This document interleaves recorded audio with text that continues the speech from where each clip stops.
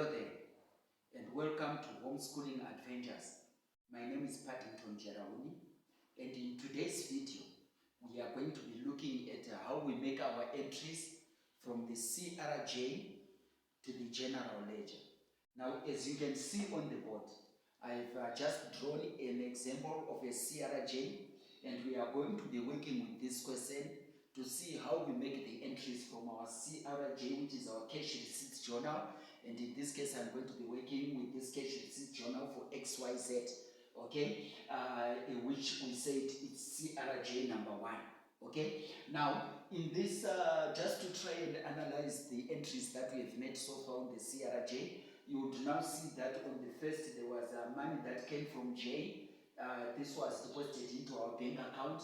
It was an amount of 20,000, and this amount of money was for capital.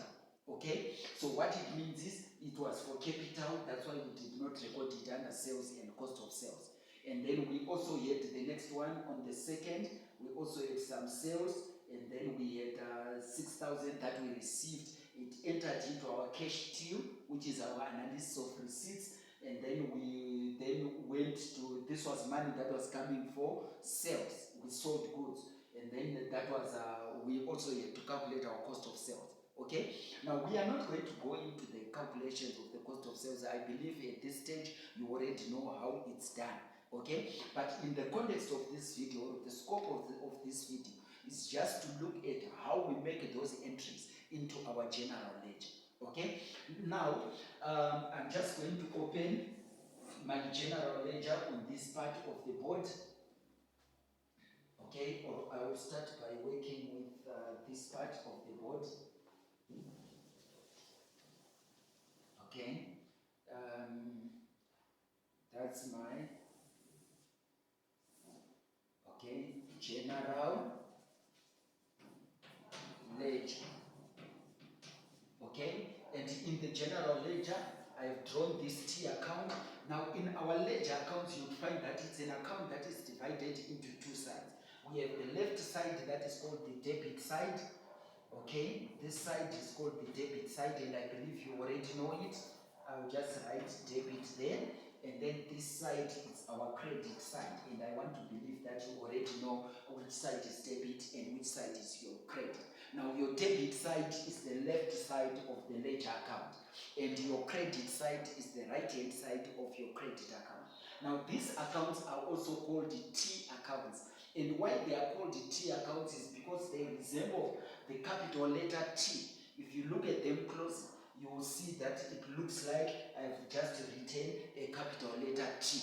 Now, I'm just going to divide this side into, we have the first column, that's going to be the day, okay? And then the next one is going to be our details, okay? Our details column. The next one is our folio, and then the last one is where we record the amount, okay? And then we go to the credit side, it also repeats itself again. We have the date, okay? We have the details, and then we have our folio, and then we have our amount.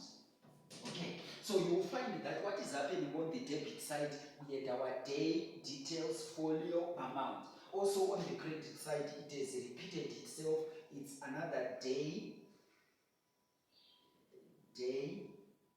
details, folio, and the amount. Okay, now right at the top there, somewhere in the middle of our account, you write the name of the account. So in this case, we are going to be making some transfers, but before we do that, I'm just going to give you some rules that I'm going to be using when we are making entries from a CRJ to the general ledger. Now, the first rule that I'm going to give you is when we transfer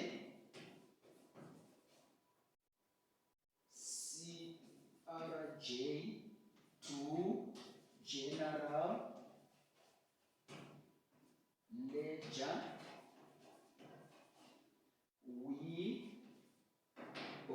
when we transfer from the CRJ to the general ledger, we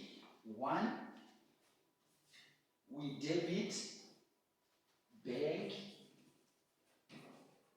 account, okay, and we credit our sales account, and also we credit our sundry accounts.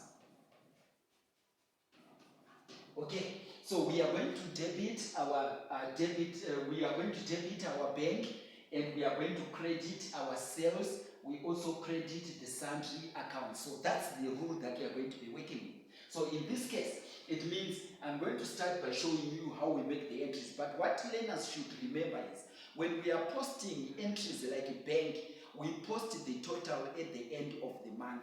Okay, we post the total at the end of the month. Our sales, we post the total at the end of the month. Our cost of sales, we post the total at the end of the month. But when we make these sundry accounts, like capital and rent income, when we post it in the general ledger, we record it on the day the transaction took place. Okay, so I will repeat again. When we are posting bank sales, cost of sales, we are recording the totals at the end of the month. But when we make entries for the sundry account, we are going to record the totals on the day the transaction took place. In other words, the day that we are going to be using as our date is going to be the day the transaction took place. Okay, so this is how we are going to do. So I will start by making an entry in my bank account.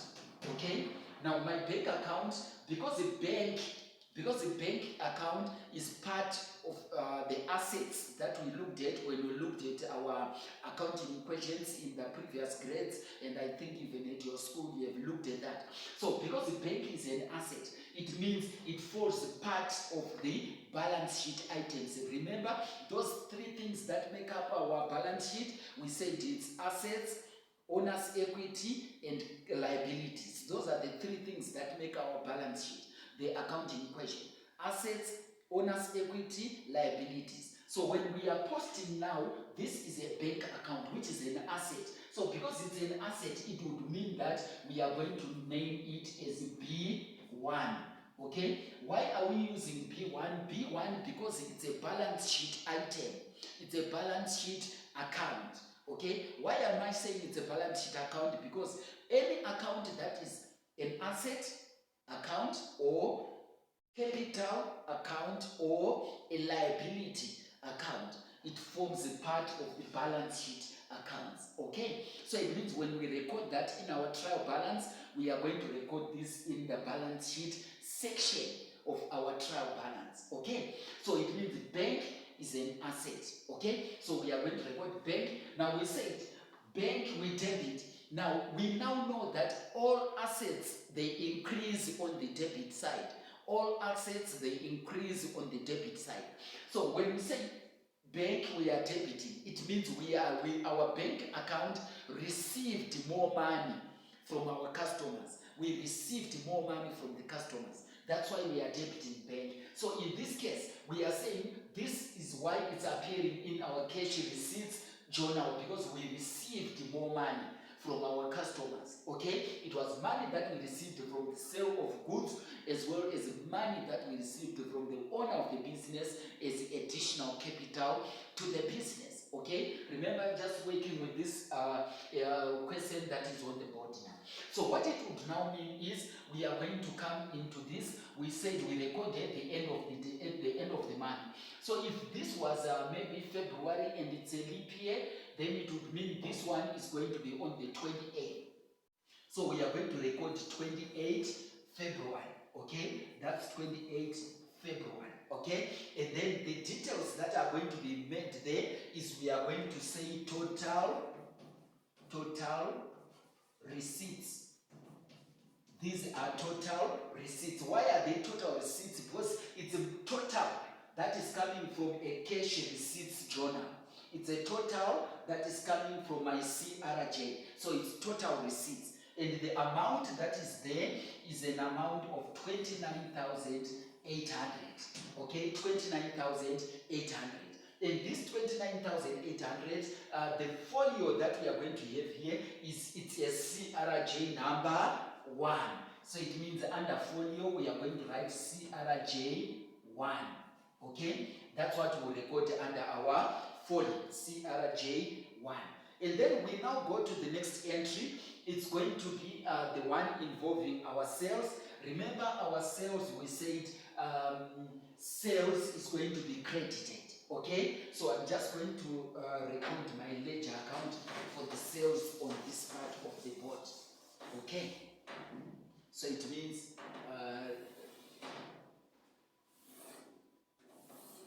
this one is going to be my sales account. Okay, this one is going to be my sales account.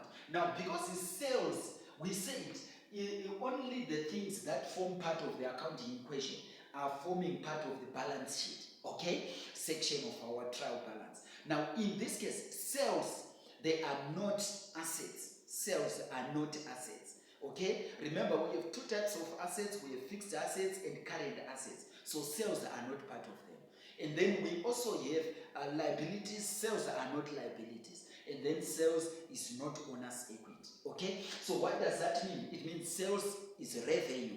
And because sales is revenue, we are going to record it in the section that we call a nominal account. In other words, our sales becomes a part of the nominal account. So I'm just going to name it L1. So it means in the trial balance now, our sales is going to appear under the nominal account section because sales is a nominal account. Okay, sales is a nominal account.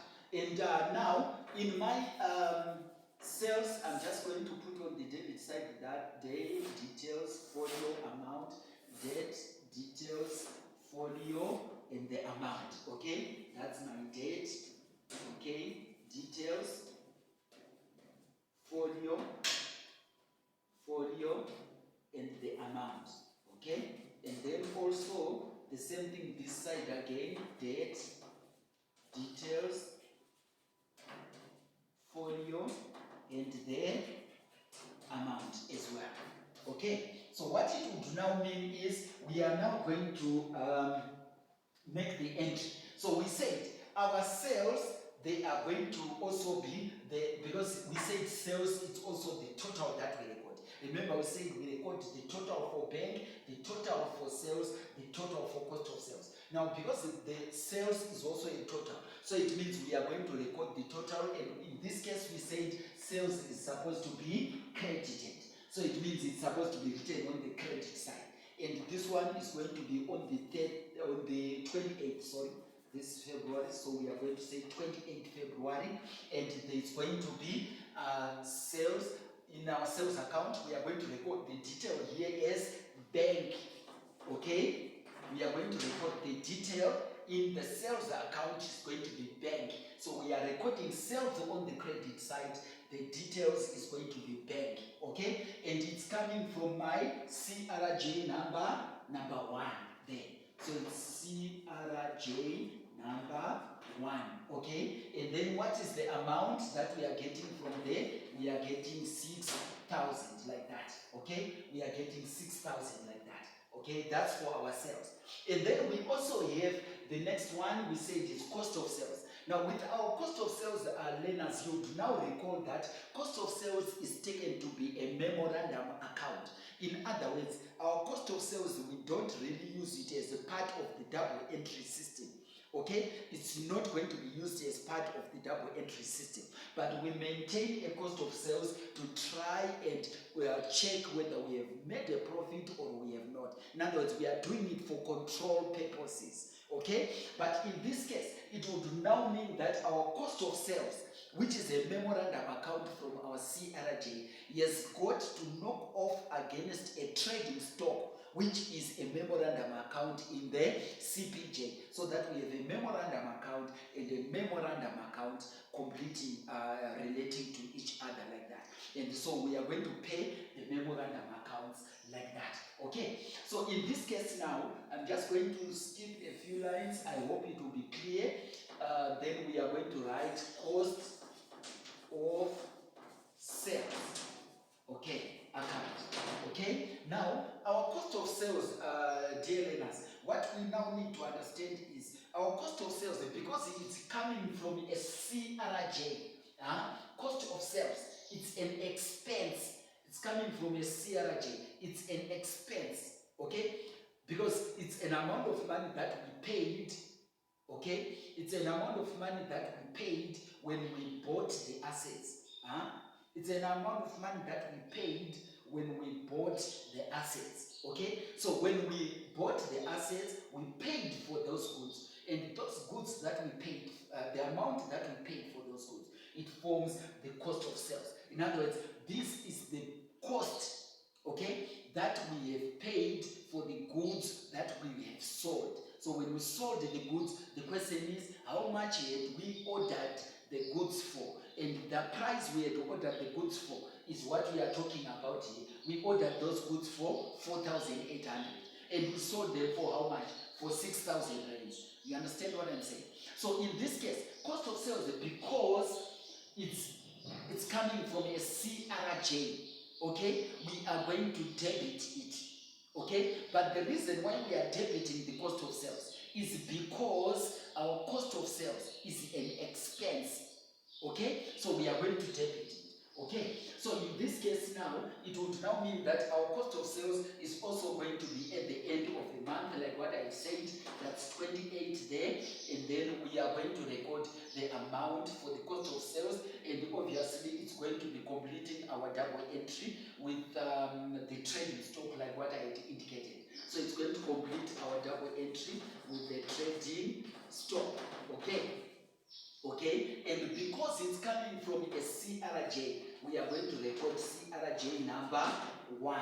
And then the total for cost of sales according to that question is 4,800, like that. Okay, so this is how we make entries in the cost of sales. We are going to debit it. Why? Because the easiest way to remember is it's coming from a cash receipt journal. So we are going to debit it. Okay, so we debit our cost of sales, and the details you now need to note that it's not going to be anything else but our trading stock. So our cost of sales is going to complete double entry with trading stock. So in this case, our details is going to be trading stock. And then it's CRJ number 1, because that's where we are getting it from. And then the amount is a 4,800, which is this one. Okay. Then we go now to the next section of our sundry accounts. Now our sundry accounts, dear learners, what you are going to do with your sundry accounts is, with your sundry accounts now,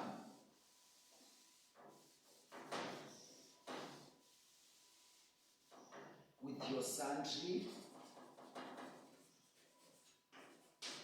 accounts, okay? Your sundry accounts there. I'm just going to, this one, remember, is our details, okay? This one is my debit side. Okay, this one is the one that is dividing debit and credit, okay? This one is my debit, this one is my credit, okay? Now, now with our sundry accounts, we don't have an account that is opened that is called a sundry account, learners. So in our sundry accounts, we are going to record the individual accounts that we have there, the individual entries on the day they took place. Like for example, we have capital here, okay? So it means the account that we are going to open is called capital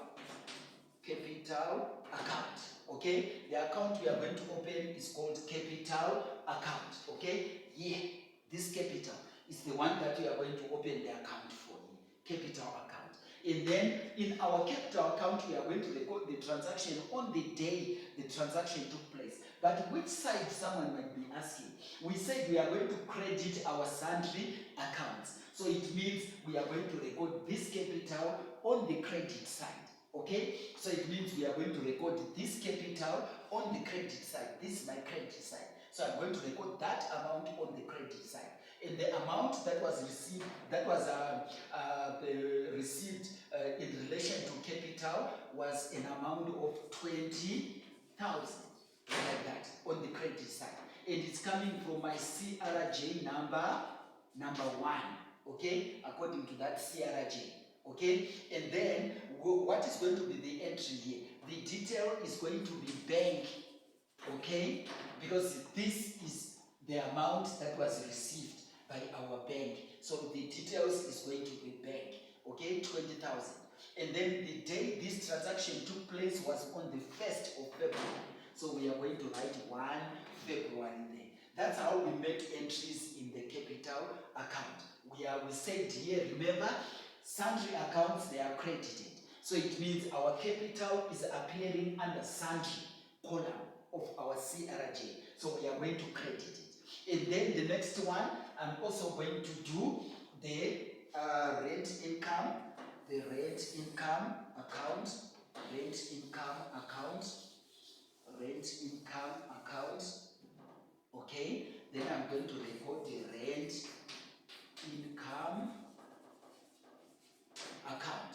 Okay, now in my rent income account, learners, this is how we are going to make the entries. We said rent income is appearing on under the sundry account column, so here it must be credited. Okay, so we are going to record it on the credit side, and then on the credit side, this is my credit side, so I'm going to record it that side, and then on the day the transaction took place, it took place on the 2nd. So it means my day here is going to be 2, okay? And then what happened, we are going to record our details as bank, and then it's coming from a CRJ number 1, and then the amount that was received there as rent is a 3,800, like that. Okay, so once you have done this, you have completed all your entries. But let's just name this. This one was N1. It's a nominal account. Okay, sales is a nominal account.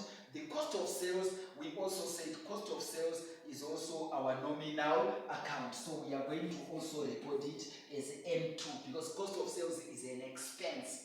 Okay, so it's a nominal account because it's an expense. It's not an asset, it's not capital, it's not liabilities. It's an expense. So we are going to record it as N2. This one was N1, this one becomes N2. And then this one, capital, it is part of the accounting equation because remember we said assets is equal to owner's equity, which is our capital, and our liabilities. So capital is part of the accounting equation. So it forms a part of the balance sheet accounts section. So our balance sheet, this one was B1, so it means this one capital becomes B2. Okay, becomes B2. And then we now go to the rent income. Rent income, it's a revenue, it's income to us as a business. So what does that mean? It means it's also going to be, it's not an asset, it's not a liability, it's not owner's equity. So it's a nominal account. So we are going to record it as N3. Is that so? Yes, because this one was N1, N2, this one then becomes our N3. So if we have done that now, then it means we are done with our making entries from the CRJ to the CPJ. Okay, this is how we make entries from the CRJ to the CPJ. So what is the rule? The rule is very simple. When we are moving from a CRJ to a CP to a general ledger, okay, when we are moving from a CRJ to the general ledger, we are going to debit our bank account, we credit our sales account, we also credit our sundry accounts, our individual sundry accounts, like capital, like rent income. Those ones we are going to credit them. Okay, and then remember, in our general ledger, we now have the name of the account is bank there, okay, and for our bank, we are going to record the total at the end of the month, okay, for the bank, and we are going to debit it. And our details in the bank is going to be total receipts, okay, and then our folio is CRJ number 1 because we are taking it from the CRJ. And then you now have the next one, we do the same thing for sales again. Our sales, we are going to record, it's a nominal account, we are going to record it on the credit side. Why? Because we said sales are credited. Okay, and then we are also going to do the same thing for our capital because capital is appearing under sundry accounts. Okay, and our capital is part of the sundry accounts. So it's going to be credited because we said sundry accounts are supposed to be credited. And then we also have the rent income. It's also appearing under sundry accounts. So it means in our general ledger, the rent income is also going to be credited. So when you have done that, it would now mean that you have completed making your entries in the general ledger, from the CRJ to the general ledger. Now in the coming video, we are going to be looking at how we make the entries from the CPJ to the general ledger. Okay, but in this video, this is what we were looking at: posting entries from the CRJ to the general ledger. And these are the rules that you really need to understand and memorize, and keep them somewhere where you can quickly always refer to when you have forgotten, when you are practicing these questions and preparing for your exam. Okay, good luck in your studies. If you like the video, remember to subscribe and click the like button. Good luck in all your studies and the coming exam.